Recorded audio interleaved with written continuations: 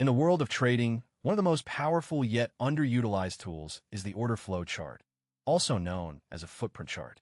This chart displays the buy and sell orders of market participants in real time, giving traders a unique insight into market sentiment and potential price movements.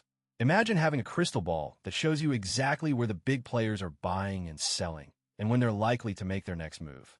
That's essentially what a footprint chart provides. By analyzing this data, traders can gain a significant edge over the market. But before we dive into the details, let's quickly cover the basics. Order flow charts are typically displayed as a heat map, with different colors representing different order types. For example, green might indicate a buy order, while red indicates a sell order. By studying this chart, traders can identify patterns and trends that might not be visible on a traditional price chart.